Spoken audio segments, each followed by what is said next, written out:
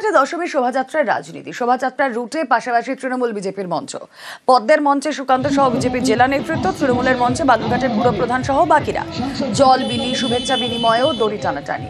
শোভাযাত্রায় ঠান্ডা লড়াই তৃণমূল বিজেপির। কথা বলবো অনুপ সান্যাল, প্রতিনিধি রয়েছেন সঙ্গে। অনুপ, হ্যাঁ দেখো রুমেলা, যে বিষয়টি হয়েছে সেটা নিয়ে রাজনীতি অবশ্যই হচ্ছে, কারণ বিগত বছরগুলোতে দেখা গেছে বিজেপি সেই জায়গাতে স্টল করে, তারা সেখানে থাকে, কিন্তু তৃণমূলের তরফ থেকে যেটা অভিযোগ করা হচ্ছে যে এই বছর তারা শোভাযাত্রার উপরে প্রতিযোগিতা করছে।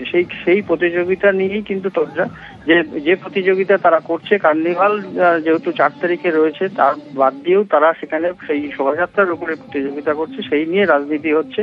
কারণ যাতে সরকারের যে কার্নিভাল, সেই কার্নিভালকে মানে কিছুটা হলেও তার পরিমাণ নষ্ট করা যায়, সেই লক্ষ্যেই কিন্তু এই যে শোভাযাত্রার উপরে যে প্রতিযোগিতা, সেটা বিজেপি সাংসদ শুরু করেছে। এই নিয়ে কিন্তু দুই পক্ষই বাকবিতণ্ডা, মানে কথা এবং পাল্টা কথা শুরু হয়েছে। এই নিয়ে রাজনীতির সরগর্ম কিন্তু রয়েছে বালুরঘাটে মেলা। ওকে,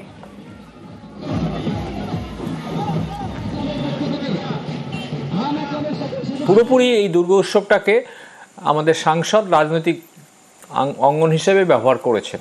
আমরা একটা স্থির করেছিলাম যে বালুরঘাটের নিরঞ্জনকে কেন্দ্র করে, প্রতিমা নিরঞ্জনকে কেন্দ্র করে প্রচুর মানুষের সমাগম হয়।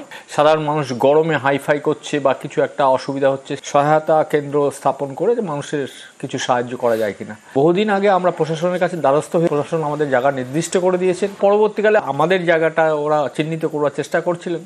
প্রশাসন নিশ্চয়ই ওনাদের বলেছেন যে না, ওই জায়গাটা অলরেডি চিনেন, সেই জন্য ওদেরকে কিছুটা সরে যেতে হয়েছে ওই জায়গা থেকে। আমরা যে জায়গায় 5 বছর ধরে, বিগত 5 বছর ধরে আমরা স্টল করি, সেই জায়গাটা থেকে সেই জায়গাটা প্রশাসনকে ব্যবহার করে জোর জবরদস্তি করে তৃণমূল দখল করে যদি পজিটিভ সেখানে স্ট্রেন তৈরি করে পজিটিভ কিছু করতো, আমাদের ভালো লাগতো। তারা কি হলো, খেলা হবে, গান চালালো, জয় বাংলা জয় বাংলা স্লোগান দিল। এটা মানুষের কি উপকার? যেহেতু আমরা এবার সাংসদ শোভাযাত্রা প্রতিযোগিতা শুরু করতে চলেছি, ওদের মনে হয়েছে ওদের কার্নিভাল মনে হয় এতে মার খেয়ে যাবে, তো সেই জন্য তারা সমস্ত রকম চেষ্টা করেছে ব্যাপারটাকে ঝামেলা পাকানোর জন্য, যাকে এক কথায় বলে এটাকে নিখাত অসভ্যতা বলে।